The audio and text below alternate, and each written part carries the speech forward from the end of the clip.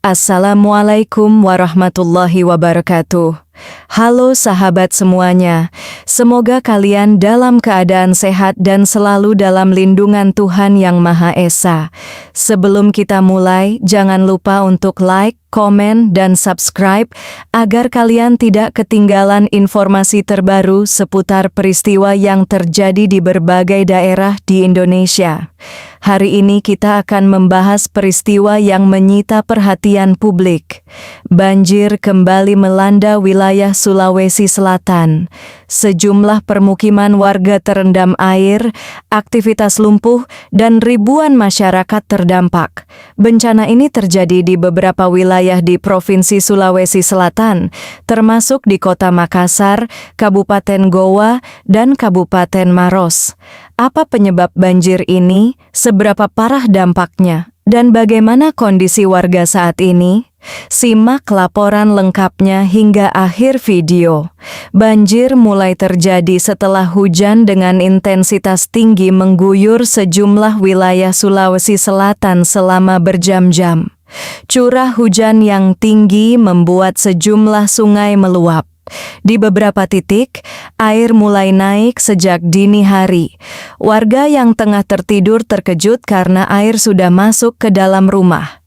Dalam hitungan jam, ketinggian air meningkat hingga mencapai lutut orang dewasa, bahkan di beberapa wilayah mencapai lebih dari 1 meter. Di wilayah Makassar, genangan air merendam perumahan padat penduduk. Sementara di Goa dan Maros, luapan sungai menyebabkan akses jalan terputus dan kendaraan tidak bisa melintas.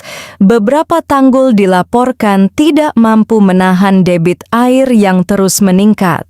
Drainase yang tidak mampu menampung volume air turut memperparah kondisi.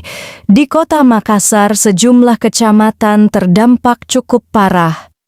Aktivitas warga lumpuh total. Sekolah diliburkan dan beberapa fasilitas umum tidak dapat digunakan. Di Kabupaten Goa, banjir merendam area persawahan dan permukiman. Warga harus mengungsi ke tempat yang lebih aman seperti masjid, sekolah, dan posko darurat. Sementara di Kabupaten Maros, beberapa desa terisolasi akibat akses jalan yang tertutup genangan air.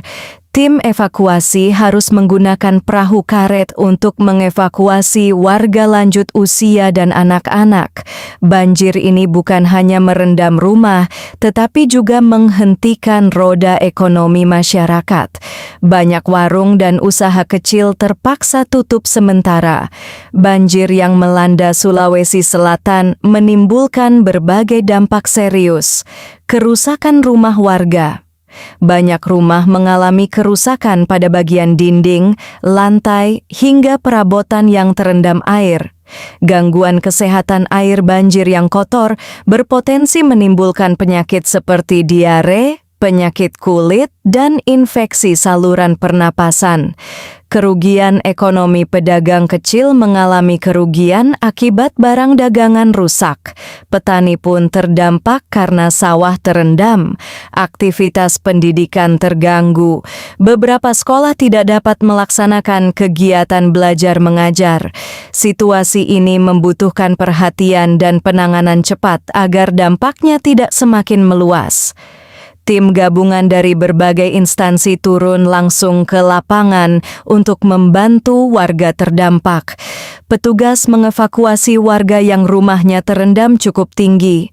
Posko pengungsian didirikan di beberapa titik aman. Bantuan logistik seperti makanan siap saji, air bersih, selimut, dan obat-obatan mulai disalurkan. Petugas juga melakukan pemantauan terhadap tinggi muka air sungai untuk mengantisipasi banjir susulan apabila hujan kembali turun.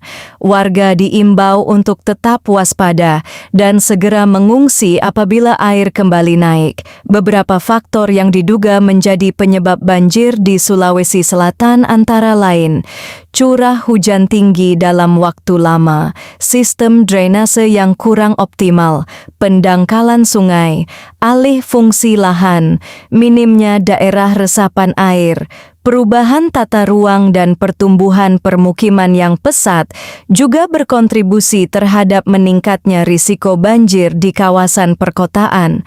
Kondisi geografis beberapa wilayah yang berada di dataran rendah membuat genangan sulit surut dengan cepat. Sejumlah warga mengaku banjir datang dengan cepat. Ada yang tidak sempat menyelamatkan barang-barang berharga karena air masuk secara tiba-tiba. Beberapa warga mengatakan bahwa banjir kali ini cukup parah dibandingkan tahun-tahun sebelumnya. Mereka berharap ada solusi jangka panjang agar kejadian serupa tidak terus berulang. Banjir yang berulang menjadi pengingat pentingnya perencanaan tata kota yang lebih baik. Diperlukan normalisasi sungai, perbaikan drainase, serta penambahan ruang terbuka hijau sebagai daerah resapan air. Kesadaran masyarakat juga penting, terutama dalam menjaga kebersihan lingkungan dan tidak membuang sampah sembarangan. Semua pihak diharapkan dapat bekerja sama untuk mengurangi risiko bencana di masa mendatang. Sahabat semuanya, banjir di Sulawesi Selatan menjadi ujian bagi ribuan warga yang terdampak. Kita doakan semoga kondisi segera membaik, air cepat surut, dan warga dapat kembali beraktivitas seperti biasa. Terima kasih sudah menonton hingga akhir. Jangan lupa like, komen, dan subscribe untuk mendapatkan informasi terbaru lainnya. Wassalamualaikum warahmatullahi wabarakatuh.